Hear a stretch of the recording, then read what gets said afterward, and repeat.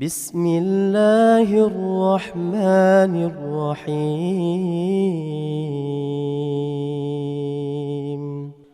Bismillahirrahmanirrahim. Alhamdulillah hamdan katsira tayyiban mubarakan fih mubarakan alaih kama yuhibbu rabbuna wa yarda wa usalli wa usallim ala nabiyyina al-karim Muhammadin wa ala alihi wa ashabihi wa man tabi'ahum bi ihsanin ila yaumiddin. Saudara-saudaraku kaum muslimin dan kaum muslimat, sahabat pendengar Radio Siar Tauhid Aceh 96,1 FM. Alhamdulillah kami cukup bahagia bisa kembali menyapa semua para sahabat dari studio kami di Taman Siswa Banda Aceh. Dan sebagaimana yang telah diumumkan pada malam ini, saya memilih tentang hukum seputar mandi janabah dan lebih tepatnya kapan saja kaum wanita itu wajib untuk mandi. Di pembahasan kita di malam ini kita khususkan kepada kaum wanita. Karena mungkin kebanyakan pembahasan masalah mandi itu lebih kepada mandi janabah pada kaum laki-laki. Sementara banyak sekali hukum yang perlu diketahui oleh perempuan, ya, karena di situ akan berputar banyak hukum. Ya, di antaranya ya saya contohkan misalnya tentang haid, darah haid wanita. Allah Subhanahu wa taala menggandengkan atau mengikat hukum, ya, tidak hanya satu hukum tapi dalam banyak hukum dikaitkan dengan darah haid. Ya, misalnya batas waktu muddah dari perceraian ketika seorang suami menceraikan istrinya dengan tolak yang pertama, maka masih ada waktu bagi si suami, ya, untuk rujuk dengan istrinya selama thalathatu quru. Dan para ulama menyebutkan thalathatu quru itu artinya dengan 3 kali masa haid. Ketika seorang wanita itu masih di dalam haid yang pertama ataukah haid yang kedua, maka masih boleh si laki-laki tersebut merujuk kembali tanpa membutuhkan mahar yang baru dan tanpa ada akad yang baru. Ya. Dan atau kecuali kalau seandainya sudah selesai 3 kali masa haid. Kalau si laki-laki tersebut ingin rujuk kembali dengan istrinya, maka dia harus dengan nikah yang baru dan harus dengan akad yang baru dan harus dengan mahar yang baru pula. Ya, ini salah satu hukum di mana Allah Subhanahu wa taala mengikat, ya, perceraian itu dengan masa haid. Dan juga si laki-laki selama perempuan tersebut belum selesai 3 kali masa haid, maka masih boleh si perempuan tersebut tinggal di rumah suaminya dan wajib bagi si suami tersebut menafkahi istri tersebut selama 3 kali masa haid. Bahkan sebagian para ulama, walaupun ini ada perkara yang diperselisihkan oleh para ulama Islam, ketika seorang suami diceraikan oleh istrinya, oleh suaminya, ya, ditolak yang pertama, kemudian setelah 1 bulan si suami menceraikan istrinya tadi, dia meninggal. Apakah si istri yang belum habis 3 kali masa haid tersebut, dia berhak mendapatkan warisan dari suaminya ataukah tidak? Ini dibahas oleh para ulama. Ya, ini dibahas oleh para ulama. Jadi yang ingin saya sampaikan muqaddimah ini menunjukkan bahwasanya banyak sekali hukum-hukum yang diikat dengan darah haid itu sendiri. Dan secara khusus, ya, masalah yang kita bahas di malam ini adalah masalah mandi. Ya, masalah mandi. Kapan wanita itu harus mandi dari haidnya? Kita ketahui bahwasanya darah haid adalah darah yang keluar dari kemaluan seorang wanita yang sudah balik, ya, dalam keadaan kosong rahimnya dari janin. kapan seorang wanita itu kosong bayi rahimnya dari janin, maka kebanyakan dari wanita itu kan keluar dari darah, dari kemaluannya darah ya setiap bulannya dalam waktu tertentu. Ya, apakah misalnya 1 bulan 5 kali, 5 hari, ataukah dalam 1 bulan 7 hari, ya, dengan sifat-sifat yang khusus dari darah tersebut yang tentunya diketahui oleh seluruh kaum wanita. Ya, namun tidak ada masalah untuk kita sedikit menjabarkan dan menjelaskan darah-darah yang keluar dari kemaluan seorang wanita. Dan sebelumnya ini menunjukkan bagaimana keagungan dan kebesaran Allah Subhanahu wa taala. Dan Allah Subhanahu wa taala menjadikan masalah ini ya di dalam sebuah ayat di dalam Al-Qur'anul Karim di mana Allah mengatakan wa yas'alunaka 'anil mahid qul huwa adza fa'tazilun nisaa fil mahid. Mereka bertanya kepada engkau wahai Muhammad tempat keluarnya darah haid. Ya, dan katakanlah dia adalah adza. Dia adalah gangguan. Maka hendaknya kalian fa'tazilun nisa. Ya, hendaknya kalian menjauhi wanita kalian dari tempat haid tersebut. Jadi bukan kita menjauhi wanitanya dibuang misalnya selama masa haid atau dikurung di sebuah tempat yang boleh bergabung dengan kaum lelaki, tidak. Tetapi bagi kaum laki-laki mereka menjauhi tempat keluarnya darah haid tersebut. Maksudnya dia tidak boleh berhubungan badan melalui tempat keluarnya darah haid. Ya, Allah Subhanahu wa taala menyebutkan ayat ini dalam Al-Qur'anul Karim menunjukkan apa? Menunjukkan di situ ada tanda dan keagungan kebesaran Allah Subhanahu wa taala. Ya, di mana para ulama terkadang yang memiliki rasa khauf kepada Allah dan memiliki pengenalan kepada Allah Subhanahu wa taala, terkadang mereka menangis ketika membaca ayat seperti ini. Kenapa? Karena di situ ada keagungan kebesaran Allah. Ya, dari satu saluran, dari satu tempat keluar beraneka ragam darah dan keluar beraneka ragam cairan dan disitulah sumber dari kenikmatan. Di antara sumber kenikmatan. Ya, dari kemaluan wanita keluar darah haid. Memiliki sifat yang khusus, ciri-ciri yang khusus. Dari kemaluan itu juga keluar darah nifas. Juga memiliki sifat yang khusus yang berbeda dengan darah haid. Dari kemaluan itu juga keluar yang namanya darah istihadhah. Ya, di situ juga keluar darah fasid. Di situ juga keluar kencing. Di situ juga ada mani. Di situ juga ada keputihan. Ya, di situ juga lahir anak.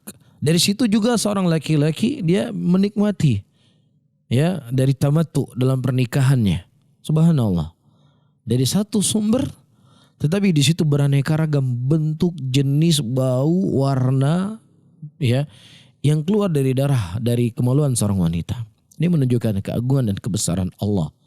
Ya, kalau seandainya manusia disuruh buat, ya mungkin kalau ada saluran air ya itu punya saluran sendiri, gas punya saluran sendiri, minyak punya saluran sendiri, kan seperti itu.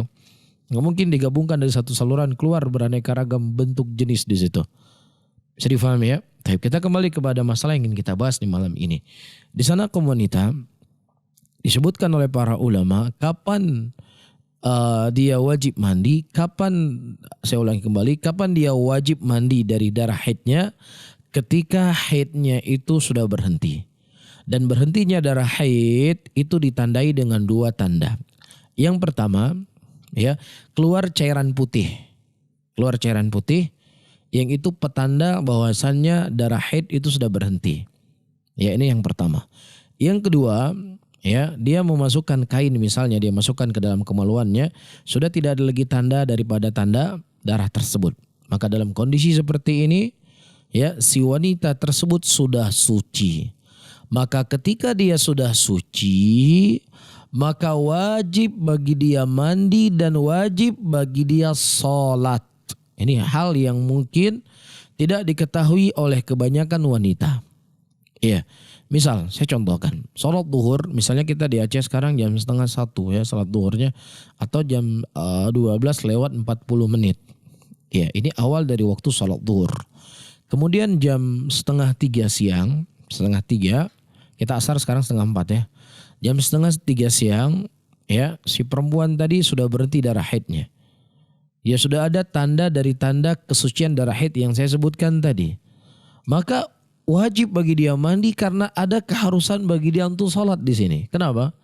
Karena waktu sholat duhur itu dari semenjak selesai zawal sampai menjelang waktu sampai dikumandangkan adzan asar. Berarti jam 2:30 masih ada 1 jam waktu duhur. Maka dalam kondisi seperti ini wajib dia apa? Mandi dan wajib dia sholat. Ya nggak boleh kemudian dia mengatakan tanggung KB waktu sembahyang. Waktu sholat belum habis. Waktu sholat duhur itu sampai jam berapa? Sampai adzan dikumandangkan adzan asar. Nah begitu juga misalnya di malam hari di waktu yang lebih panjang. Si perempuan misalnya jam 9, jam 10 malam. Dia sudah ada haid, tanda haidnya itu sudah berhenti. Dan 10 malam itu masih panjang sekali waktu sholat isya. Karena al-qaul sebagian ulama salat waktu isya itu sampai dikumandangkan adzan yang pertama di fajar subuh, di adzan subuh. Sebagian ulama mengatakan waktunya di tengah malam. Ya. Dan sebagian ulama merinci waktu akhir itu adalah di tengah malam, tapi waktu untuk berjaga-jaga masih ada sampai dikumandangkannya adzan subuh pertama kali. Maka dalam masalah ini kaum wanita nggak boleh main-main. Ketika jam waktu sholat itu dia telah mendapatkan dirinya sudah suci dengan tanda yang saya sebutkan tadi atau mungkin ada tanda yang lainnya, maka wajib ketika itu juga dia harus mandi. Nggak boleh dia tanggung tinggal subuh menunggu sembahyang. Nggak bisa. Ya, wallahu ya'lamu sirrakum wa jahrakum wa ya'lamu ma taksibun. Allah Subhanahu wa taala mengetahui apa yang kamu lakukan, apa yang tersembunyi darimu dan apa yang nampak darimu, dan Allah mengetahui apa yang kalian lakukan. Walaupun memang nggak ada manusia yang mengetahui apa yang ada dalam kemaluannya, tapi Allah mengetahui. Ya jangan sampai dalam masalah ini kemudian kita meninggalkan salat. Ya, dan datang hadis dari Nabi kita sallallahu alaihi wasallam di mana Nabi sallallahu alaihi wasallam mengatakan, ya ketika datang haid, ya maka hendaknya seseorang menahan dirinya dari salah. Ya, wa idza wallat, dan ketika haid itu sudah pergi, apa kata Nabi? Kata Rasulullah sallallahu alaihi wasallam, faghsiliha wa shallihi. Hendaknya dia mandi, dia bersihkan haid mandi tersebut, apa dia bersihkan dirinya dari janabah haid tersebut, dan kemudian dia salat kata Rasulullah. Ya. Nah, apa maksud ucapan Nabi dia salat? Kapan masih ada waktu salat, maka disitulah ya dia harus mandi dan wajib bagi dia untuk sholat dari waktu yang tersisa. Ya, dan mungkin ini banyak tidak diketahui oleh komunitas. Dia pikir sudah selesai adzan zuhur, kemudian nanti jam 2 dia suci, ya kabeh sembahyang ana lewat sembahyang kabeh dari masjid. Iya betul. Orang sudah pulang dari masjid itu adalah waktu dari awal waktu sholat.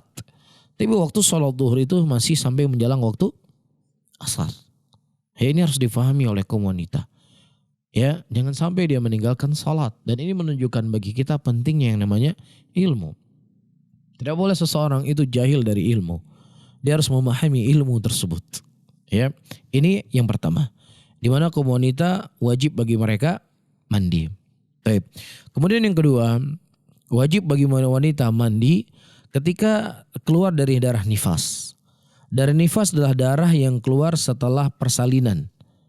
Ya, setelah dia melahirkan, ya. Dan waktu nifas ini 40 hari. Waktu nifas 40 hari.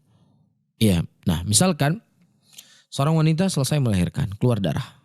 Ya, dan kaum wanita sangat memahami bagaimana sifat-sifat daripada darah nifas tersebut. Dan dia bisa membedakan di antara darah nifas dengan darah haid. Ya. Nah, dalam waktu 40 hari misalkan, pada hari ke-15 darahnya berhenti. Ya. Dan berhentinya darah nifas itu sama seperti sifat daripada darah haid. Dia diakhiri dengan cairan yang berwarna putih. Ya, atau dia masukkan kain ke dalam kemaluannya, dia dapatkan sudah tidak lagi bekas darah. Maka dalam kondisi seperti ini wajib bagi wanita tersebut mandi dari nifasnya. Dan wajib bagi dia sholat dalam waktu itu. Mafhum di sini? Ya. Kemudian pada hari ke-16, 17, 18, 19, 20, ya 21 sampai hari ke-25 ternyata keluar lagi darah. Yang darah itu sama seperti darah nifas. Maka dia dihukumi kembali sebagai wanita yang nufasa. Faham? Sampai akhir 40 hari. Jadi darah nifas itu akhirnya sampai 40 hari. Nah kalau seandainya setelah 40 hari masih keluar darah, maka itu tidak dihukumi lagi sebagai darah nifas. Hari ke-41, 42, 43 masih keluar darah, itu sudah tidak lagi dihukumi sebagai darah nifas, tetapi itu dihukumi sebagai darah yang fasid namanya. Dan darah fasid itu tidak menghalangi seseorang untuk sholat. Dia bersihkan saja darah tersebut, ya kalau memang keluar dari kemaluannya, dan suaminya boleh mendatanginya. Ya setelah 40 hari. Ya, mafhum di sini ya. Jadi saya ulangi kembali, darah nifas itu waktunya 40 hari. Kalau di antara hari semenjak kelahiran sampai hari ke-40 berhenti di hari ke-15 sampai ke hari 25 misalkan berhenti, maka al-hukmu yaduru bil illah. Hukum itu berputar pada ilahnya. Kapan seorang wanita itu tidak boleh untuk dia menghentikan sholat, wajib dia untuk tidak sholat, dan tidak boleh istri suaminya mendatangi dari tempat keluar darah nifas tersebut ketika adanya darah. Ketika suci dari darah tersebut, hilang darah tersebut pada hari ke-15 sampai ke hari 25, maka di hari ke-10 sampai ke hari 25 itu dia dihukumi sebagai wanita yang suci. Ketika dia suci dia wajib sholat, kalau memang bulan Ramadan dia wajib berpuasa, dan boleh istri suaminya mendatangi dari tempat keluar darah tersebut. Faham? Kemudian ketika hari ke-25 keluar lagi darah, maka apa?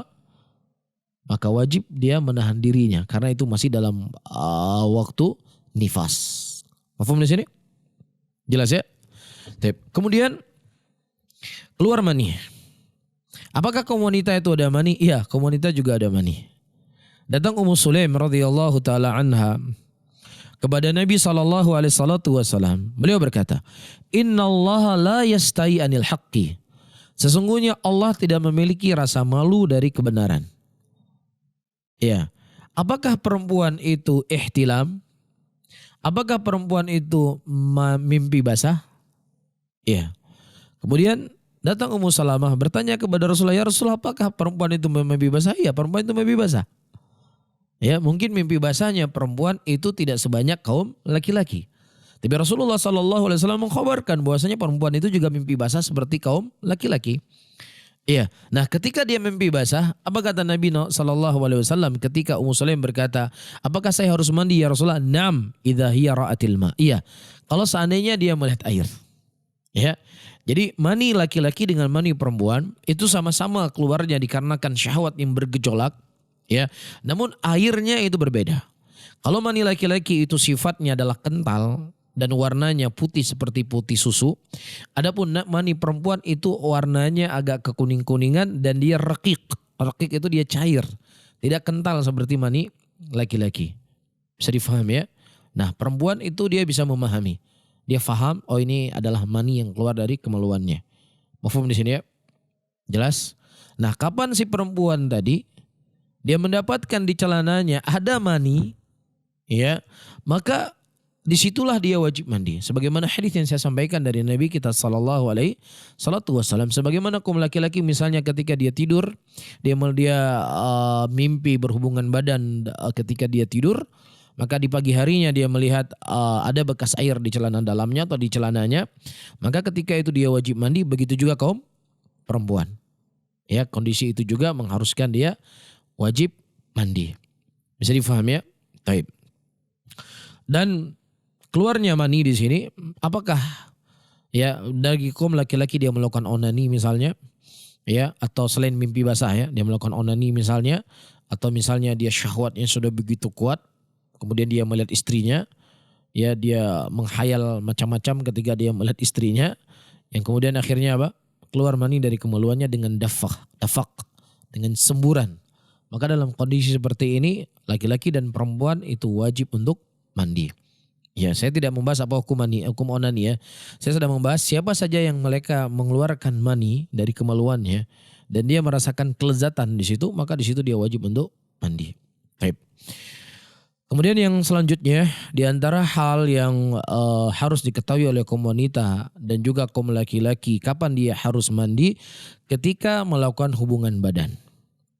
Ya, bertemunya di antara dua kemaluan antara kemaluan laki-laki dengan kemaluan perempuan. Walaupun misalnya tidak sampai keluar mani, maka tetap wajib untuk dia mandi. Rasulullah sallallahu alaihi wasallam menyebutkan dalam hadisnya, "Idzal talqal bainal khitanain, thumma jahadaha fawajabal ghusl." Apabila bertemu di antara dua khitan, ya, thumma jahadaha, kemudian ditekan, dimasuki. Faham ya? Maka wajib di sini dia mandi. Nah, para ulama mereka memberikan batasan. Apa batasannya? Batasannya para sahabat pendengar Radio Syartid Aceh 96,1 FM, al-asyafa, al-kasyaf, al-hasyafa. Hasyafa itu adalah ujung dari kemaluan kaum laki-laki. Ya, apa ya namanya? Helm ya. Apa namanya? Kalau bahasa Arab itu namanya hasyafa. Ya, ujung dari kemaluan kaum laki-laki. Kepala ya, helmnya lah ya. Jadi kalau ada kulit disunat, nah itu nampak ujungnya. Ketika ujungnya itu ya sudah masuk ke dalam sumur, dalam arti kata sudah tenggelam ya. Ini dibahas oleh para ulama loh, ini bukan pembahasan porno ini. Ini pembahasan dibahas oleh para ulama Islam, kapan laki-laki dan perempuan itu harus mandi. Faham? Mohon maaf, misalnya suami dan istri sedang melakukan hubungan badan, ya, tiba-tiba anaknya nangis. Anak tidur sampingnya, nangis sebesar-besarnya. Akhirnya apa? Batal melakukan hubungan badan. Tapi sudah tenggelam hasyafanya tadi. Dan maninya tidak sempat keluar. Ya. Dan mungkin sudah kelelahan, suaminya sudah tidur, si ibunya bikin susu untuk anak, akhirnya ketidur juga. Apakah dalam kondisi seperti ini wajib untuk dia mandi? Iya, wajib dia mandi. Karena Rasulullah mengatakan apa? Fawajabal ghusl. Wajib bagi dia mandi ketika sudah bertemu di antara dua khitan. Paham ya? Ketika sudah bertemu di antara dua khitan, maka wajib untuk dia mandi. Paham? Walaupun tidak keluar mani. Kalau keluar mani lebih lagi wajib. Wajib bertemu di antara dua khitan dan wajib keluar mani tadi. Bisa difaham ya? Jelas? Jadi kapan saja bertemu di antara dua khitan dan hasyafanya itu sudah tenggelam. Hasyafah ya. Helm kemaluan laki-laki tersebut sudah tenggelam, maka wajib dia mandi. Tapi kalau seandainya misalnya helmnya kaum laki-laki itu belum masuk, baru masuk setengah misalnya, ya, kemudian tiba-tiba anaknya nangis, maka dalam kondisi seperti ini belum dikatakan dia sebagai orang yang wajib untuk mandi. Faham ya? Kemudian yang kelima, ya, di antara wajib mandi bagi kaum laki-laki dan bagi perempuan ketika dia meninggal. Ya, ketika dia meninggal. Apakah dia meninggal dalam keadaan baru saja misalnya dia mandi junub ataukah tidak? Ya, maka wajib bagi dia dimandikan selama dia bukan orang yang mati syahid di jalan Allah. Orang yang berperang di jalan Allah, maka orang yang syahid tidak dimandikan jenazahnya. Ya, tapi selain daripada itu, maka ya kaum laki-laki dan perempuan itu wajib dimandikan. Ya, dan ini sesuatu yang maklum di sisi kita kaum muslimin. Dan yang terakhir, dengannya saya tutup pengajian di sesi pertama ini. Yang terakhir adalah orang kafir. Orang kafir yang mereka masuk Islam, apakah ada keharusan mereka mandi?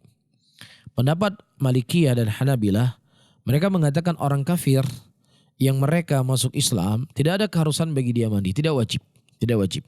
Adapun dalam mazhab Syafi'iyah, saya ulangi, dalam mazhab Hambali dan Malikiyah, mereka mengatakan orang kafir yang masuk Islam itu wajib bagi dia mandi. Adapun dalam mazhab Syafi'iyah tidak ada keharusan atau kewajiban bagi orang kafir masuk Islam untuk mandi. Kecuali kalau seandainya sebelum dia masuk Islam dia junub. Ya, sebelum dia masuk Islam dia dalam keadaan junub, maka disitulah wajib bagi dia mandi. Allahu ta'ala alam bissawab. Bismillah, assalamualaikum Ustaz. Waalaikumsalam warahmatullahi wabarakatuh. Saya ingin bertanya, saya seorang akhwat, misalnya suatu ketika waktu sholat zuhur pada waktu jam 13, tapi saat itu saya sedang di perjalanan pulang dan berencana sholat di rumah. Setiba di rumah saya keluar darah haid, bagaimana Ustadz? Apakah setelah mandi nanti saya wajib mengqada sholat zuhur tersebut? Baik. Dia dalam posisi jam 1 sudah berhenti darahnya. Mungkin tiba di rumah baru keluar darah haid Ustadz. Oh, jadi sebalik dari soal yang kita sebutkan tadi. Ya, kondisinya ketika masuk waktu sholat dia itu masih suci. Ya, kemudian misalnya tiba di rumah jam 2 siang, kemudian baru dia keluar darah haid. Sementara waktu sholat duhur dia dalam keadaan bersuci. Apakah dalam kondisi seperti ini dia mengqadha sholatnya? Nah, Allahu a'lam bishawab. Saya tidak bisa menjawab sekarang. Insyaallah kita akhirkan dan diingatkan nanti ya oleh tim untuk saya jawab pada pertemuan yang akan datang. Ya, karena perkara agama tidak boleh tebak-tebak. Ya, insyaallah saya baca dulu fatwa dari ulama dalam masalah ini. Apakah ada keharusan bagi dia mengqadha sholatnya ataukah tidak? Nah, Allahu a'lam bishawab. Jadi kalau Ustaz, selanjutnya Ustaz pertanyaan kedua. Assalamualaikum warahmatullahi wabarakatuh. Saya tinggal di Lambaruskep. Saya mau tanya, jika darah haid sudah habis, kemudian saya mandi wajib, setelah itu berhubungan dengan suami. Setelah berhubungan dengan suami, besok paginya keluar darah haidnya. Apakah kami melakukan hal yang berdosa? Tapi kalau seandainya misalkan ya darah haid sudah berhenti dan sudah ada sifat-sifat berhentinya darah haid yang saya sebutkan tadi. Ya, di akhir ujung darah haid tersebut itu masih ada cairan, keluar cairan warna putih, atau dia masukkan tangannya ke dalam kemaluan, dia sudah tidak ada berbekas lagi, maka kondisi seperti ini dia sudah suci. Ya, berarti sudah bisa dia berhubungan badan. Kalau seandainya keluar lagi darah keesokan harinya, maka tentunya apa yang dilakukan ini tidak berdosa karena sudah dia membangun hukum di atas apa yang sudah ditetapkan di dalam kesucian haid seorang wanita tersebut. Ini satu hal. Hal yang kedua, kalau misalnya si perempuan sudah menjadi kebiasaannya dia itu haid selama 5 hari. Ya. Kemudian pada hari kedua atau hari ketiga, ya, misalnya darah haidnya berhenti sebentar. Ya, dan tidak ada tanda-tanda berhenti darah haid dengan apa yang saya sebutkan tadi. Dan waktunya juga masih dalam waktu haid. Maka dalam kondisi seperti ini, ya, tidak boleh si perempuan tersebut didatangi istri oleh suaminya dari tempat kemuluan. Maka bagaimana caranya? Hendaknya si perempuan harus memahami dengan jeli dan pasti ya kapan dia itu sudah dikatakan suci dengan hal-hal yang saya sebutkan tadi. Ya, dan juga memperhatikan waktu yang sudah menjadi kebiasaan dia haid. Tapi kalau seandainya dia sudah ada sifat-sifat yang saya sebutkan tadi, dia sudah suci, kemudian keluar lagi darah haid keesokan harinya, maka tentunya dia tidaklah berdosa dalam kondisi seperti itu. Allahu a'lam bishawab. Jazakallahu khairan. Baik sahabat pendengar dari Syartu Aceh, bisa mengirimkan pertanyaan melalui SMS ataupun WhatsApp di nomor 0852 1414 2314.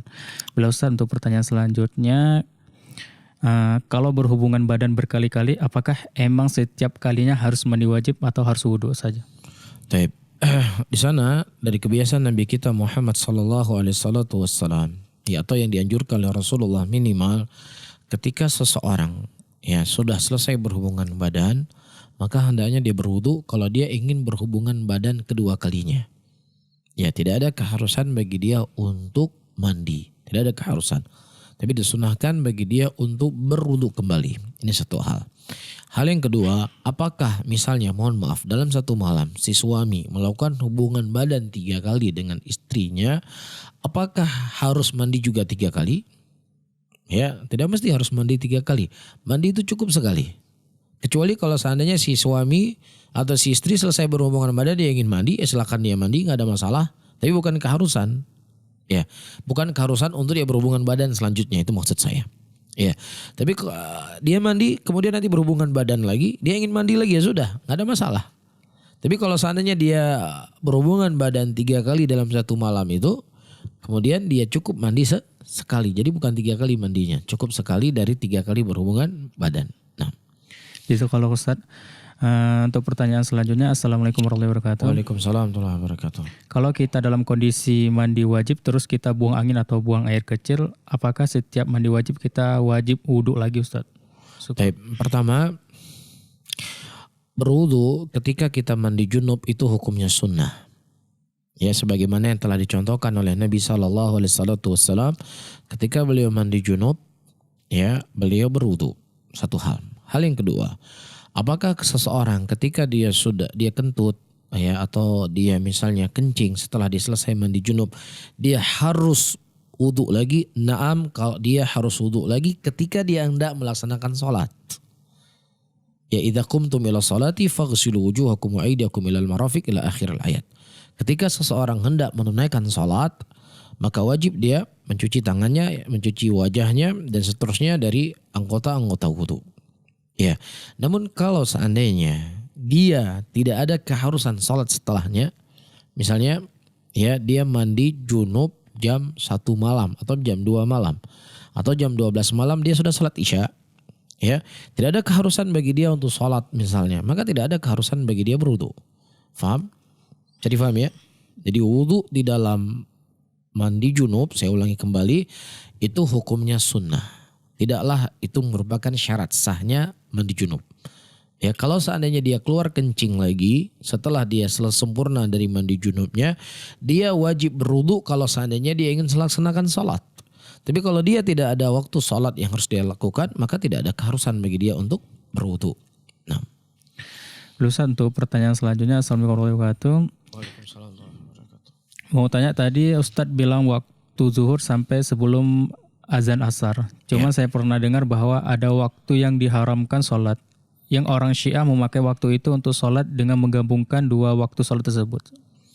Tapi pertama, saya menyebutkan hal waktu sholat. Ya. Waktu sholat itu sudah ditentukan waktunya oleh Allah Subhanahu wa taala. Inna sholata kanat lil mu'minina kitaban mawquta. Sesungguhnya sholat itu bagi kaum mukminin waktunya telah ditentukan oleh Allah Subhanahu wa taala. Kapan masuk waktu asar, kapan waktu zuhur dan seterusnya. Bisa difahami ya? Taib. Nah, satu hal. Yang kedua, para ulama di sana sudah menjelaskan kepada kita dari hadis-hadis yang datang dari Nabi kita Muhammad sallallahu alaihi wasallam bahwasannya waktu sholat zuhur itu dari semenjak zawal sampai dikumandangkannya adzan asar. Ini waktunya. Dan waktu yang paling afdol dari sholat tersebut adalah sholat di awal waktu. Nabi SAW ditanya oleh Abdullah bin Mas'ud, ayul a'malil afdol? Qala as-salatu ala waktiha. Apa amalan yang paling afdol ya Rasulullah? Rasulullah mengatakan sholat di awal waktu. Ya, awal waktu sholat zuhur, awal waktu sholat asar, awal waktu sholat maghrib. Ya, ketika seseorang mengakhirkan sholat, ya, dari hal yang tidak ada uzur baginya, maka orang-orang seperti ini tercela. Tidak ada uzur, dia mengakhirkan sholat zuhur sampai menjelang asar. Orang tersebut tercela. Tapi kita berbicara tentang kasus seorang wanita yang dia suci haidnya jam 2 siang atau jam setengah 3 siang, yang mana waktu sholat asar masih ada 1 jam. Maka dalam kondisi seperti ini wajib untuk dia sholat. Karena masih ada waktu yang tersisa. Bisa difahami? Dan selanjutnya datang hadis-hadis dari Nabi SAW. Kapan di sana kita dilarang untuk sholat? Hadisnya disebutkan dalam Sahih Muslim. Ya, dalam Kitabus Shalah. Di mana Rasulullah SAW melarang sholat selesai sholat asar. Rasulullah SAW melarang sholat yang menjelang waktu sholat maghrib ketika matahari tenggelam. Ya, dan juga Rasulullah SAW melarang untuk sholat selesai sholat subuh ketika matahari terbit. Itu diantara waktu-waktu sholat yang dilarang oleh Nabi SAW untuk kita melakukannya. Ya, dan juga ketika zawal, ketika matahari pas di atas kepala kita, ini juga waktu dilarang untuk kita sholat.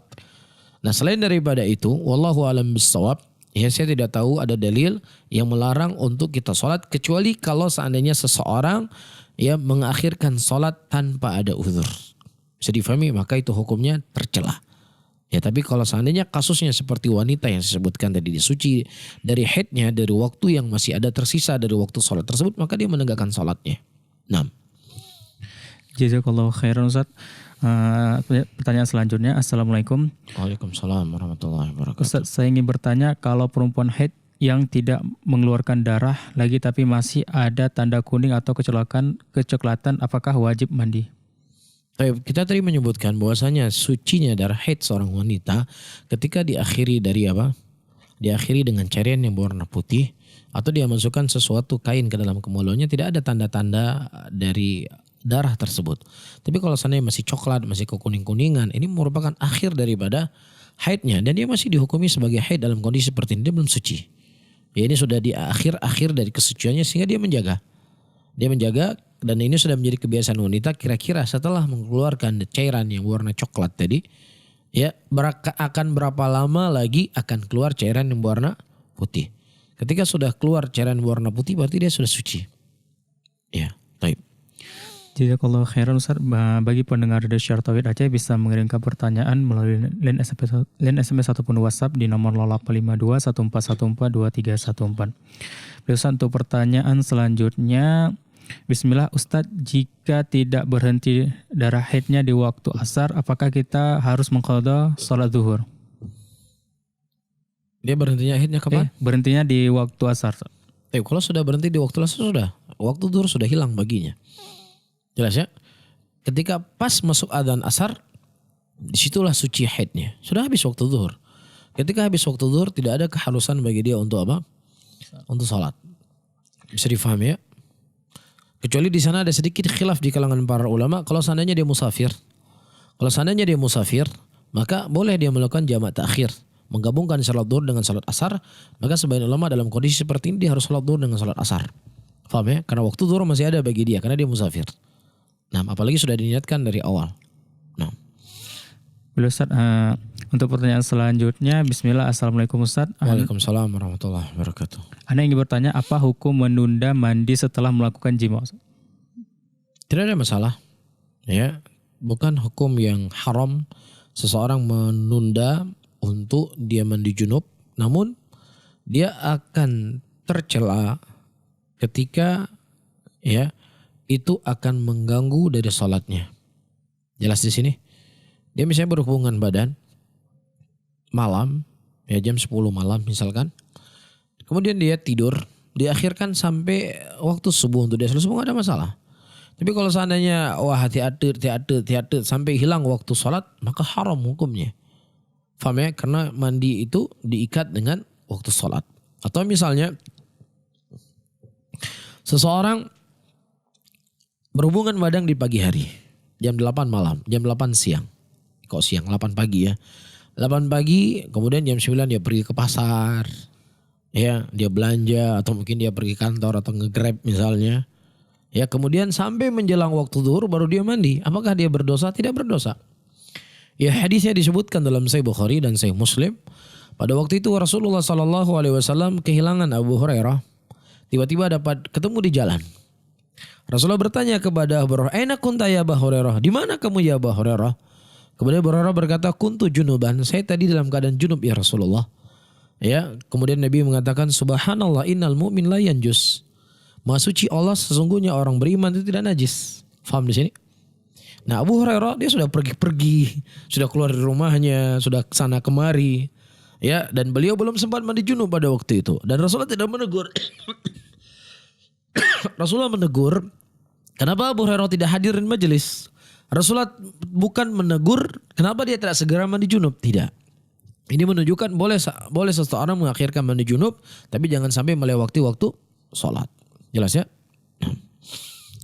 Ustaz, untuk pertanyaan selanjutnya, Bismillah. Ustaz, Anda ingin bertanya, apa yang Anda lakukan apabila haid berhenti ketika Anda sedang di luar? Padahal sebentar lagi waktu sholat. Dan apa yang harus Anda lakukan karena posisi Anda di luar? Ya udah berhenti.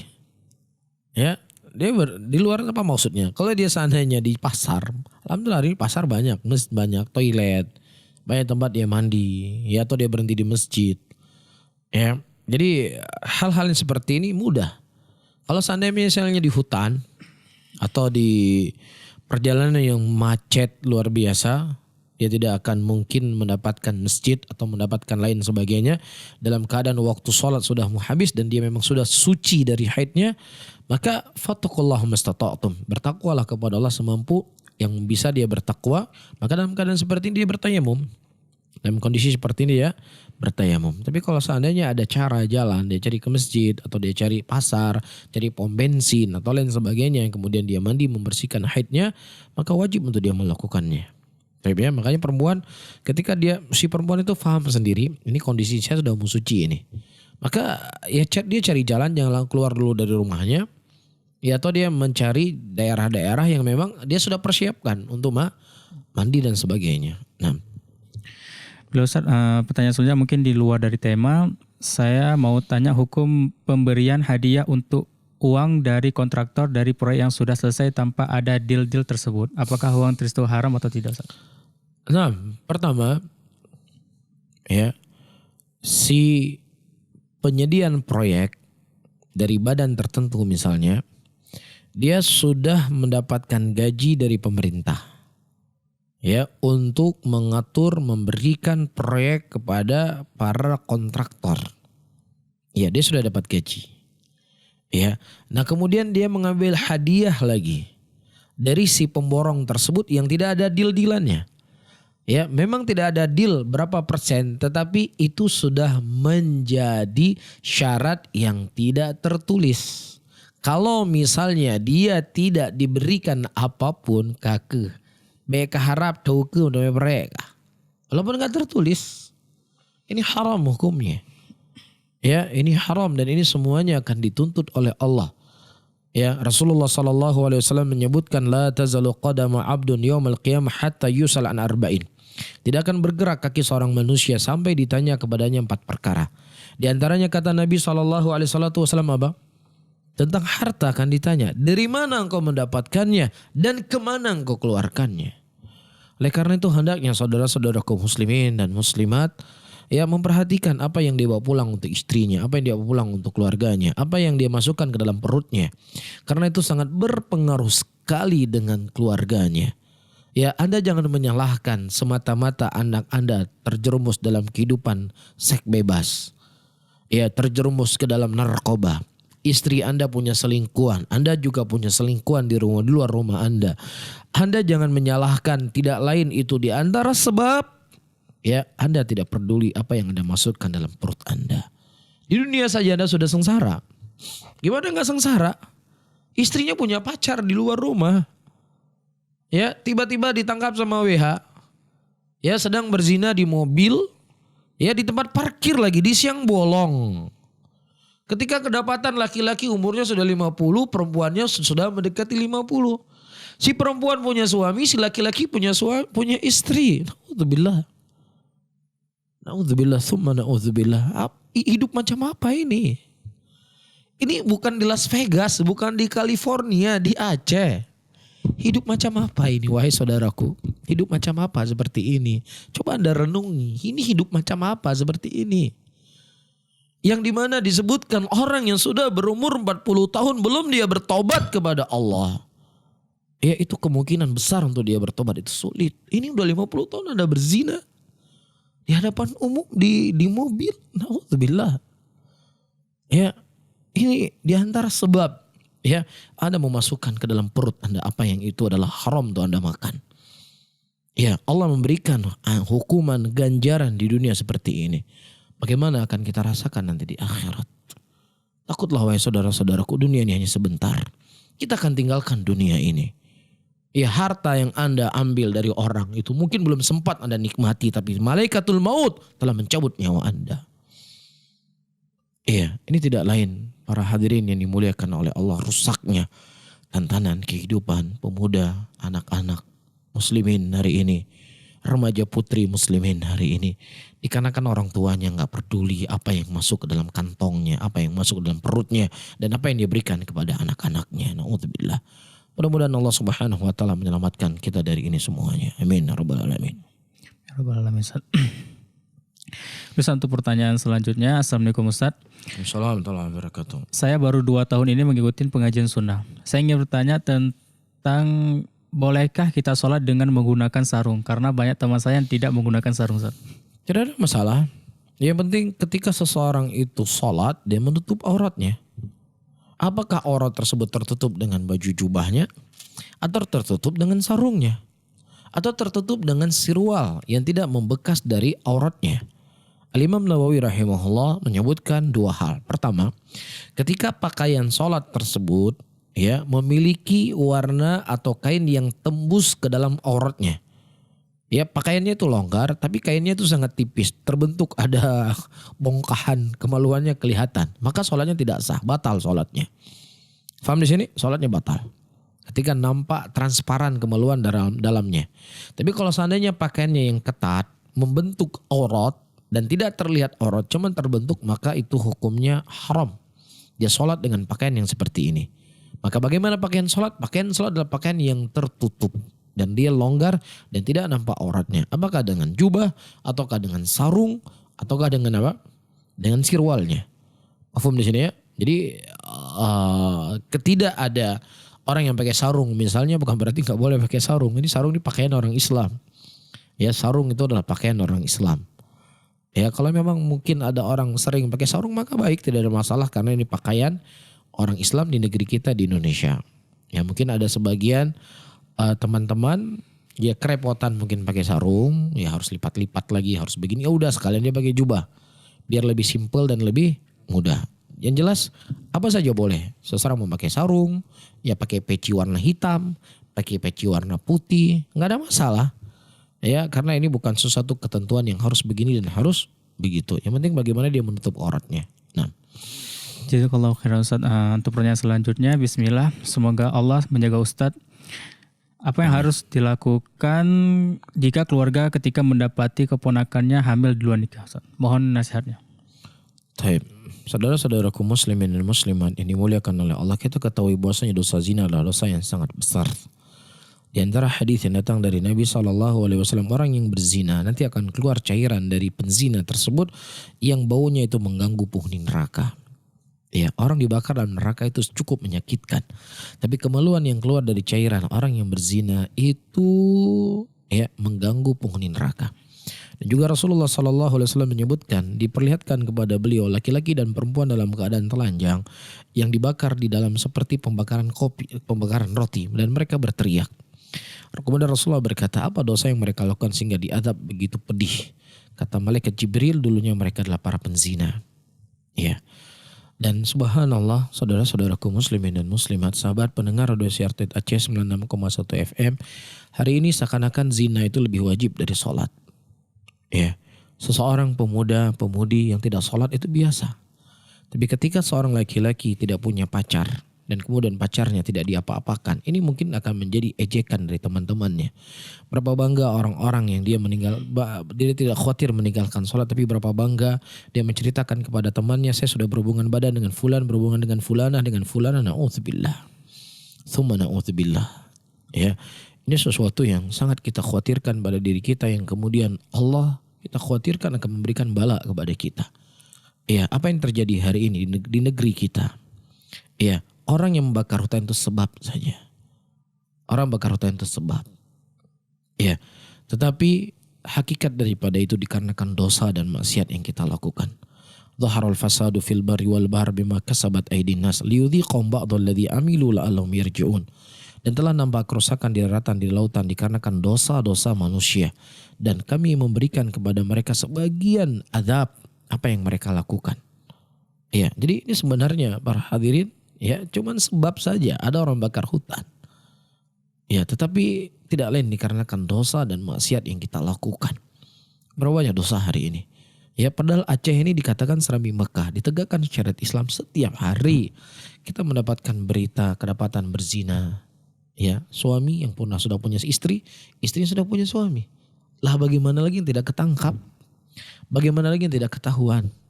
Nasallallahu salamata wal afiyah. Ya, sehingga tidak lain saudara-saudaraku muslimin, sebab begitu banyak orang berbuat zina hari ini. Ya, dikarenakan sebab-sebab zina itu begitu banyak. Apa sebab zina? Ikhtilat. Ini sebab zina. Apa kata Rasulullah? Tidaklah seorang laki-laki dan perempuan itu saling berdua-duaan kecuali siapa? Syaitan. Yang ketiganya. Ya, dari SD, SMP, SMA sampai kuliah. Ya, kita sudah disatukan laki-laki dengan perempuan. Ya, disatukan. Dalam sholat saja ada sitarnya, ada pemisah laki-laki perempuan. Si perempuan pakai mukena dengan sempurna, dia menutup auratnya, laki-laki juga memakai pakaian sholatnya. Dan tidak saling berhadapan. Ya, mereka mengharap kepada satu sisi dalam keadaan tidak boleh berbicara, dalam keadaan fokus dengan doa, fokus dengan baca-bacaan. Ya, Rasulullah mengatakan sebaik-baik soft bagi laki-laki yang paling depan. Dan sebaik-baik soft bagi perempuan yang paling belakang. Semakin perempuan itu jauh dari laki-laki semakin baik dalam sholat. Lah gimana dalam kelas? Gimana dalam kelas? Ya terjadi interaksi. Bagaimana seorang yang lain jenis kelamin ya disatukan di situ di kelas.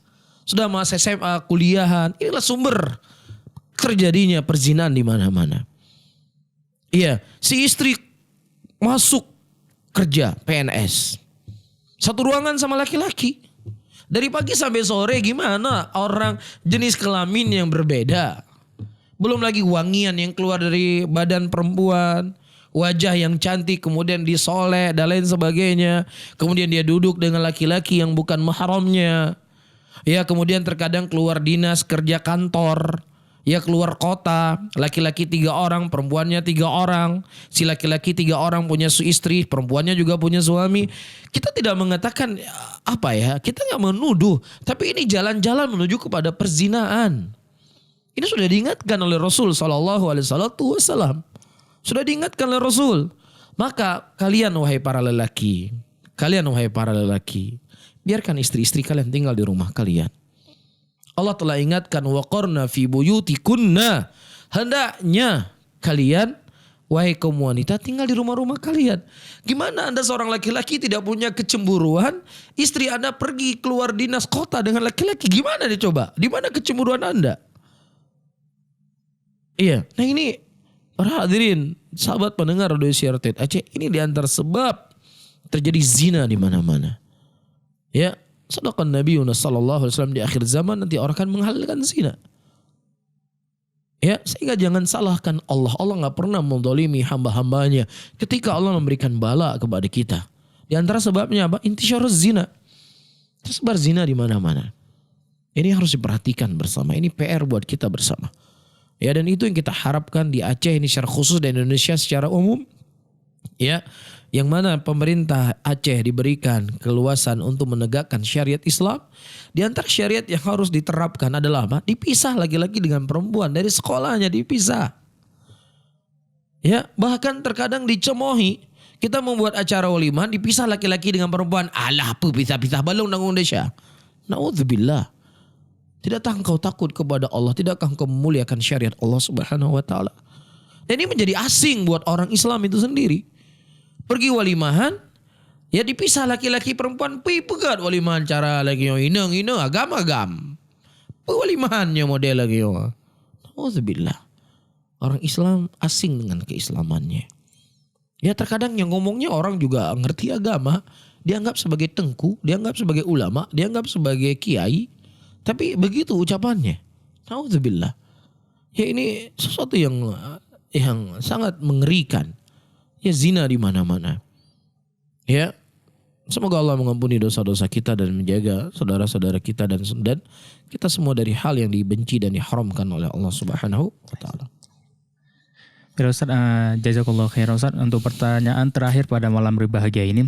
Assalamualaikum warahmatullahi wabarakatuh Ustaz. Waalaikumsalam warahmatullahi wabarakatuh. Ana mau tanya apa hukumnya kerja di KPU ataupun Bawaslu dan kantor pajak? Karena demokrasi dan pajak itu haram dalam Islam. Dan bagaimana misalnya bekerja di kepolisian bagian pengurusan pajak? Tapi saya belum bisa jawab sekarang. Wallahu a'lam bishawab. Mungkin yang terakhir Ustaz untuk pada malam berbahagia ini. Anda mau tanya sum'ah itu artinya apa Ustaz? As-sum'ah. Sum'ah. Baik.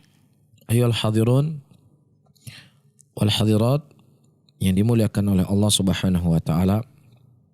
Ya, di dalam amalan-amalan ya yang menyebabkan hilangnya amalan seseorang, pertama adalah ar-riya. Riya itu adalah seseorang yang dia beramal ya agar dipuji dan dilihat oleh orang dari amalannya dia. Supaya orang mengetahui apa yang dia lakukan. Ini namanya lihat. Ada yang namanya mendengar. Dia ingin memperdengarkan amalan soleh yang dilakukan kepada orang lain. Ketika dia menginginkan pujian dan sanjungan dari orang lain, ya, dia perdengarkan dari amalan-amalan tersebut, maka itu juga adalah cabang dari perkara yang terlarang. Ya, dan ini termasuk dari dosa kecil. Maksud saya adalah syirik kecil. Dan sekecil-kecilnya syirik kecil itu lebih besar daripada dosa yang paling besar sekalipun. Wallahu a'lam bishawab.